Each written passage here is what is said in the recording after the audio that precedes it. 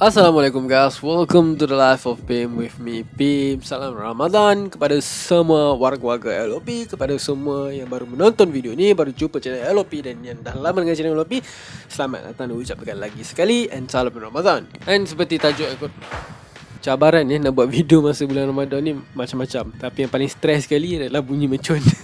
Tapi tak apa, kepada yang tengah nak main mercun ataupun baru nak main mercun, aku cadangkan korang stop sekejap and layan video ni, alright? Lepas habis video ni, pergilah main mercun. Tapi please, kalau nak main mercun, make sure hati-hati, jangan membahayakan diri sendiri and jangan juga membahayakan orang lain. Main di tempat yang selamat, main dengan cara yang selamat. And seperti tajuk yang korang nampak dekat video ni, ini adalah sesi SBS dan seterusnya. Kita akan cover daripada volume 41 sampai volume 45. Alright, sekilas pandang dekat volume 41 ni macam tak ada apa yang menarik sangat lah. Aku akan skip benda-benda yang memang macam tak apa nak menarik, sebab aku tak nak drag video yang terlalu panjang. And benda-benda yang agak seksi pun aku akan skip terus lah kan. Sebab confirm macam mana volume ke berapa pun mesti ada satu soalan yang pelik-pelik, tanya pasal Nami, Robin dan sebagainya lah. Especially Nami lah paling famous. Okay, so kita akan start dengan chapter 389 page 26 punya soalan. Hey ya Oda Sensei, I got a very simple concern on my mind. Kenapa kita ada macam-macam foreign edition bahasa lain lah kan, selain daripada Jepun untuk One Piece punya SBS ni, tapi kita tak pernah pun start dalam bahasa English untuk SBS ni. So dia pun start lah macam biasa lah, memang selalunya fan lah yang akan buat kan. I'll try it out, let's begin SBS. Walaupun kita baca sebelum-sebelum ni bahasa Inggeris, tapi tak bermaknalah dia memang dalam bahasa English. Ni kita cuma baca translation dia sahajalah kan. Cuma kali ni yang betul-betul bahasa English punya starting lah. Let's begin SBS. How about that? Oda pun cakap lah, yes, I like that global touch. That's right, reach out and touch the world. Kita sebarkan lagi, luaskan lagi peminat-peminat One Piece ni. When I try to imagine the SBS corner being translate into other language, bila Oda fikir yang SBS corner ni dah ditranslatekan dalam bahasa-bahasa yang lain di seluruh dunia, dia memang excited gila lah. So lain daripada tu tak ada apa yang menarik sangat lah. Aku skip. Ada orang tanya lagi sekali pasal Nami punya ukuran. Malas tu aku nak cover. Skip.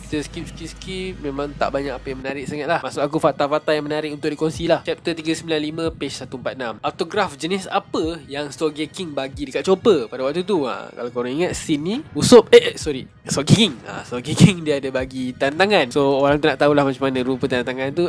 So kalau ikutkan Oda, macam ni lah rupa dia, signature untuk Chopper.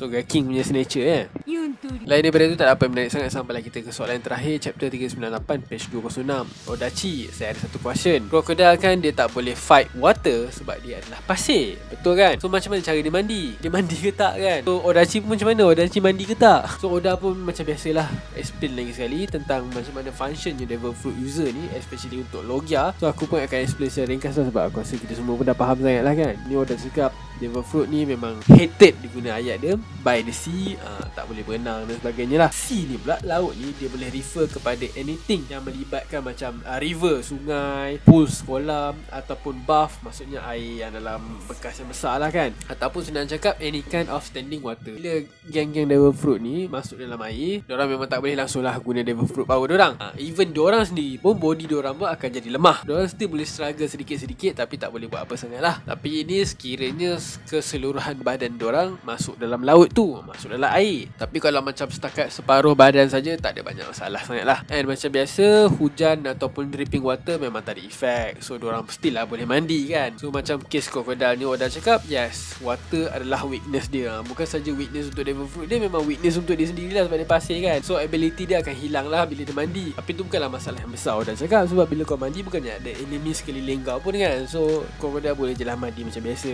And to answer your final question, Oda cakap yes, saya sendiri mandi. Oda cakap as it happens, I do bath twice in a year. Ini Oda bergurau je lah, tak ada lah maknanya nak mandi 2 kali setahun. And see you next volume. That's it guys untuk SBS volume 41. Alright guys, so sekarang kita dekat volume 42. So macam biasa, SBS start the SBS by the fan. Skip je benda tu. And tapi ni soalan menarik lah. Chapter 401 page 46. Okay, Oda, which one is faster? Masa tu lagi laju, Captain Kuro punya teknik Shakushi ataupun si Pinai punya Soru? Salah satu teknik Rokushiki lah kan, Soru. So Oda pun jawab kat situ. Oh yes, I got surprising number of question about this one. Memang ramai yang tanya pasal soalan ni lah. Captain Kuro Shakushuki, boleh katakan untuk jawab soalan soalan ni Oda cakap speed wise they are about the same, kelajuan dia hampir sama. Tapi bila Captain Kuro guna teknik dia ni, teknik ultimate dia kan, ulti dia punya kelajuan tu laju gila sampai dia sendiri pun tak tahu siapa dia attack. So benda tu macam tak elok sangat lah, tak complete. Tapi kalau nak dibandingkan dengan CP Dan punya teknik, CP ni kan dia ada dia punya martial art, marine semua kan. Soru diorang boleh control dengan kelajuan yang sama. So kalau diorang ni dalam competition, Oda cakap CP Dan akan menang lah, overwhelming, stronger. And then seterusnya tak banyak benda menarik lah. Mungkin ni boleh di share chapter 403 page 86. Ni tak ada soalan, just Oda dia nak sebabkan si Wanzi ni macam famous sikit. Wanzi ni salah satu daripada CP9 lah kan, salah satu musuh dekat dalam Water 7 punya ni. So agaknya sebab ramai sangat tanya pasal ni, so Oda pun tunjuk lah sketchbook dia macam mana terhasilnya watak Wanzi ni. Dan kalau kita tengok dekat gambar ni, dia start dengan as a girl. Startnya idea dia untuk jadi seorang perempuan, tiba-tiba lepas tu jadi lelaki balik. Lepas tu dah Oda cakap started looking weird, jadi pelik. Lepas tu jadi cabbage, what the heck is this? Give you cabbage, makin pelik. Lepas tu nombor 5 lagi pelik kau tengok muka dia. And akhirnya complete, which is bagi aku still pelik. Sebab kalau tengok lukisan dia yang first hingga second ni macam okay, yang 3, 4, 5, 6 ni, even yang final pun aku bagi pelik kan. Chapter 405 page 126. Oda Sensei, I have a serious question. One Piece has been going for quite some time. Dekat volume 42 ni kalau ikutkan dia release buku dia pada tahun 2006. So adakah Oda dah fikir pasal ending dia? Personally dia cakap I don't mind kalau continue on forever, One Piece is the best. Yelah waktu tu sedap lah kau cakap, sekarang kau dah penat babe. Dah 20 tahun ni, penat dah. I've answered this in some magazine and interview. Oda jawab, dia dah jawab dekat certain magazine dengan certain interview lah. So plan dia sepatutnya One Piece ni hanya akan run untuk 5 years je, 5 tahun je. 5 tahun guys. I always had the climax in my head from the start. Kalau ikut kau dah memang dah plan dah. So I'm just working toward it since. Tapi disebabkan original plan dia agak pendek, rupanya memang tak cukup lah 5 tahun tu. And now our pirates have been adventure for 9 years. Untuk waktu ni dah 9 tahun dah. And I have no idea how much longer they will be at it. Nampak? Waktu ni dah 9 tahun. So sekarang dah 2021. Ni keluaran 2006, dah 9 tahun. Sekarang dah 2021. Korang rasa? Korang nak percaya kata-kata Oda yang sebelum-sebelum ni cakap lagi 5 tahun, lagi 5 tahun. Tantah tahun depan pun lagi 5 tahun.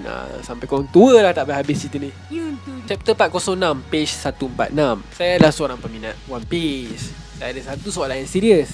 Masa di kelas hari tu kat sekolah dia, I learn that the word rob maksud dia adalah steal. Yalah dalam bahasa English kan, rob tu kan maksudnya mencuri kan, steal. Dia belajar pula yang Lucy ni pula means light dalam bahasa Italian. Put them together, jadilah steal the light. I thought it was fascinating. Dia tertarik dengan maksud nama Rob Lucy ni, because stealing is a concept that runs throughout One Piece. Not just in this part, you must have named him that on purpose. Dia nak cakap situ, dia nak claim yang Oda memang dah cun gila lah plan bagi nama untuk Rob Lucy. So Oda pun jawab. Aku akan jawab dengan cara sebutan Oda kan. Well yeah, I did. You know me, I'm the guy who comes up with the big meaningful names. Yep, in fact Rob Lucy even means steal the light. So I hear.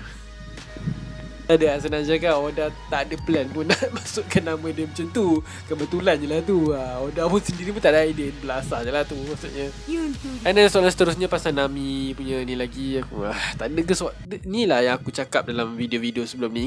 Ni bukti guys, dekat SBS nampak semua orang duk tanya pasal Nami, tapi part yang seksi tu kurang badan dia lah semua. Mana ada orang tanya pasal kebijaksanaan Nami, apa-apa benda yang menunjukkan selain daripada keseksian Nami ni. Ni sebelum time skip guys. Inilah yang aku masukkan dalam video aku yang komplain pasal One Piece. Bila diorang buat Nami dengan Robin macam ni, orang akan lebih ingat yang Nami dan Robin ni dekat side yang seksi-seksi, side yang hebat-hebat tentang diorang dua ni orang takkan ingat. Tengok dekat SBS bukti. Jangan cakap aku cakap sebarangan. Memang dah dalam SBS sendiri bukti. Orang asal keluar nama Nami je, keluar nama Robin ke, mesti akan soalan-soalan macam ni. Ni belum time skip, after time skip lagi seksi. Kau rasa lagi banyak tak soalan kita akan dapat dekat SBS? Yang duk cakap aku shock sendirilah, yang rasa macam benda ni tak betul apa. Ni bukti guys. And that's it untuk volume 42. Let's go ke volume yang seterusnya. Alright, so kita dah dekat volume 43. Yang sakit tu kepala aku baca soal ni dekat volume 43 ni guys. Kali ni kita tak start dengan start di SBS, sebab ada orang nak attack rumah Oda dengan Buster Call. Tapi kita skip, tak ada masalah. And dekat soalan seterusnya ada orang tanya lagi sekali pasal Robin punya Synchro Flu. Pasal yang ingatlah sebelum ni Cinko tu yang masuk di penis tu kan. So ini pun aku nak skip. And then dekat chapter 41 page 48 ini aku perasan ada orang pernah tanya aku dekat comment section, cuma aku tak ingat video mana, pasal Sodom and Gomorrah ni. Nombor dua ni adalah kuda milik kepada Frankie family. So orang ni tanyalah, nama Sodom and Gomorrah ni datang daripada city that appear in the Old Testament of the Bible. In the Bible they were destroyed by God. They being integrated into the story by being destroyed by the great godly power of the world government. Even untuk kita pun sebagai seorang Muslim pun, Sodom dan Gomorrah ni pun memang ada lah dalam misteri of Islam kan, di mana dalam Quran ada menceritakan benda ni dia melibatkan masalah LGBT. Orang duk cakap pasal geng-geng umat Nabi Lut yang kena laknat dengan Allah disebabkan hubungan sonsang semua tu lah, LGBT tu semua. Ni memang melibatkan kota Sodom dengan kota Gomorrah tu lah. Tapi itulah, kalau ikutkan jawapan Oda kat sini, One Piece isn't that deep of a story. Tak ada kaitan pun. Oda memang ambil nama Sodom and Gomorrah tu daripada history religion ni, tapi bukanlah maksudnya dia mengekalkan atau menggunakan konsep yang sama pasal Sodom dan Gomorrah punya history ni dalam cerita tu. Dia just sajalah nak namakan kuda dia tu dan tak ada masukkan apa-apa elemen-elemen yang berkaitan dengan religion lah. Kepada berminat nak baca lebih lanjut tentang Sodom dan Gomorrah ni, aku tak nak cerita kat sini sebab nanti panjang sangat. Nanti aku akan cari satu link yang agak mudah untuk dibaca, agak mudah untuk dipaham. Kalau untuk berminat lah nak tahu pasal sejarah kota umat Nabi Lut ni. Untuk yang tak tahulah, tapi aku rasa untuk kita yang Muslim ni kebanyakannya memang tahulah kan. And then chapter 413 ada dapat satu surat. Dah dapat satu surat daripada peminat-peminat daripada France. Cuma yang menarik kat sini, dah penat-penat hantar daripada France dengan 1,000 member, dia cakap kan. Lalas dia tanya soalan dekat SBS ni, do you have a good French bread? Oda ada tak roti French yang elok? Sebab French kan memang famous dengan roti juga. I am French, so I need a yummy French bread to begin the SBS. So Oda pun jawab lah. The SBS akhirnya sampai ke status international. Oda pun appreciate diorang lah, susah-susah jangan hantar surat all the way daripada France sampai ke Jepun. Cuma tu lah, Oda macam garu kepala sedikit lah. Kau punya jauh soalan ni nak sampai ke sini, lalas kau tanya tu je pasal roti. Oda pun jawab lah, no, I don't have any French bread. Tak ada, aku tak ada roti French. Tapi aku teringin lah, Oda cakap, aku teringin satu hari nanti nak merasa authentic roti French yang asli. Now that I answer your question, Oda cakap French edition ni kalau ikutkan dia ke belakang 10 volume, 10 volume tertinggal French edition ni untuk bahasa French lah. So Oda cakap mungkin kau akan dapat versi translated dalam French ni untuk volume ni mungkin 2 tahun kemudian. Lambat lagi kan. So Oda pun cakap itu, I hope you still fans by then. And then soalan seterusnya ada soalan gatal lagi, kali ni pasal Khalifah pula, which is kita skip. And then dekat chapter 415 ada orang bagi birthday untuk Iceberg, Frankie, Pauli, Rousey. So ini pun aku rasa kita boleh skip. Kalau untuk ini yang perasan tu perasan lah, memang akan ada fan yang akan tolong bagikan tarikh lahir untuk serta-serta watak dan cerita One Piece ni. Oda pun layan dia, Oda cakap okay. And then dekat chapter 415 kat page 128 ni ada orang tanya, kalau God Enel pergi ke Blue Sea, tak kisahlah sea yang mana satu kan, antara Blue Sea tu, how much bounty dia akan jadi. And kalau dia buat betul-betul benda tu, adakah dia akan rule the Blue Sea? Yelah, sebab masa dia pergi dekat Sky Island tu pun dia rule kan Sky Island tu. So kat sini adakah dia boleh control Blue Sea tu? So Oda pun cakap lah, possibility mungkin dia boleh reach bounty dia kepada 500 million berry. And then Oda pun cakap lah situ, Luffy ni kalau ikutkan, yes, lucky to be a rubber lah. Dia getah kan, so senang lah dia kalah kan, boleh counter Enel. Tapi itulah, Oda pun tambah lagi kat situ, like Luffy said, there are sorts of even crazier guys down on the Blue Sea. Lagi ramai orang yang gila-gila dekat Blue Sea tu kalau ikut kan. Enel takkan dapat pun nak rule. Yelah, korang pun tahulah kan. Kalau korang tak tahu, korang kena baca lagi sekali lah kan, berapa ramai orang yang hebat datang daripada Blue Sea. So agak mustahil jugalah untuk Enel nak conquer area tu. Dah 3 volume dah ni duk cakap lagi pasal Wanze. So kita skip. Okay, lain benda tu aku rasa tak ada apa sangat nak cover. So kita boleh pergi ke volume seterusnya lah. Alright guys, let's go. Volume 44. Macam biasa, start di SBS by peminat-peminat dia. So kita skip yang tu. And then dekat chapter part 23 page 86, ada orang ni minta, boleh tak Oda lukis 8 member of CP9 look like when they were kids. Lukis diorang masa kecil macam mana rupa dia lah. Especially Lucy-san, dia nak tengok. Ada peminat Lucy lah. So ini adalah lukisan yang Oda lukis untuk diorang. Kita nampak situ lah, Lucy, Kaku, Jabra, Khalifah, Fukuro, Bluno, Spandam pun ada situ, Kumadori dan sebagainya lah. Yes. Dekat chapter 424 page 106 ini agak menarik. Oda Sensei, I have a serious question. Wani cakap, will you ever draw Luffy parents? And then Oda pun jawab situ, his parent, well, I think you will be pleased with the next volume. Get excited. So that's it. Tak banyak benda menarik dekat volume 44. So kita just terus habiskan lah dekat volume 45. Let's go. Pening tu kepala. Serius aku cakap, dalam 5 volume yang kita cover ni, semua ada soalan yang gatal. Even kat sini pun aku last lah, aku cover sikit je kan, sebab orang ni cakap sini, Odachi out of the 6 form daripada Rokushiki, dia cakap dia paling nak belajar adalah Tekai. Most of all dia cakap. But just how hard does it make you? How much hard does it make you? Kau faham tak? I mean, some places it's really important to be hard. You know what I mean? Betul, Oda bangang gila. Oda pun jawab, what exactly do you people want from this section? Apa sebenarnya korang nak daripada SBS punya section ni? Semua soalan pelik-pelik tu. Dekat chapter 432 page 48, ada orang ni perasan ada satu karakter ni daripada cerita yang lain lah kan. So dia tanyalah, kenapa karakter tu ada kat situ sebagainya lah kan. So aku just ringkaskan lah. Oda pun cakap dia dapat banyak gila soalan pasal benda ni. So dia cakap ni memang ada satu karakter tu yang bernama Ryo daripada cerita Kochigame. Aku tak tahu lah sebab aku tak pernah baca. So Oda macam sajalah nak tribute watak daripada cerita tu dalam dia punya manga ni. Sebab dia respect lah, bagi respect lah kan. Sebab kalau ikutkan Oda cakap sini, cerita tu dah reach 30 tahun dalam publication. Lama gila 30 tahun guys. Itulah aku tak sure lah berapa banyak volume, berapa banyak episod, berapa banyak chapter. Tapi pasti 30 tahun dah dia survive. So okay, lama lah. Tengok bila keluar muncul Robin, aku macam baru nak excited tanya pasal benda-benda menarik. Tanya lagi benda pasal gatal pasal Robin. Chapter 434 page 88. Kalau Kokoro-san ni adalah seorang mermaid, kenapa cucu dia Chimney tu adalah human normal human lah kan? Bukankah mermaid ni pas dia punya genetik? So Oda pun explain lah kat situ. So Kokoro-san ni memang datangnya daripada Fishman Island. Lepas tu masa dia muda dulu, masa dia mermaid muda dulu, dia kahwin dengan seorang lelaki ni dekat Water 7. Lepas tu dia dapat satu anak, anak lelaki yang jadilah half, sebab dia kahwin dengan human kan. So dia jadilah half human half merman. Lepas tu yang half merman ni pula kahwin lagi satu manusia. Dapatlah anak dia Chimney. Dia tu pun manusia, tapi still lah ada sedikit darah mermaid. Lepas tu lah dah cakap situ, dia still seorang a very good swimmer, sebab masih ada darah mermaid tu kan. Dekat chapter 422 dia mengatakan yang Rob Lucy ni bunuh 500 hostage and took the captain head. Kenapa dia perlu bunuh 500 hostage ni? Anak Oda pun jawab lah kat situ. Oda cakap dia tak dapat nak explain banyak sebab dia nak bagi jalan cerita tu, pace tu agak cepat sikit. So Oda pun cakap situ, Lucy ni adalah seorang lelaki yang percaya weakness is a sin. Ni macam ala-ala justice yang Akainu pegang lah, tak suka dengan orang lembik ni kan.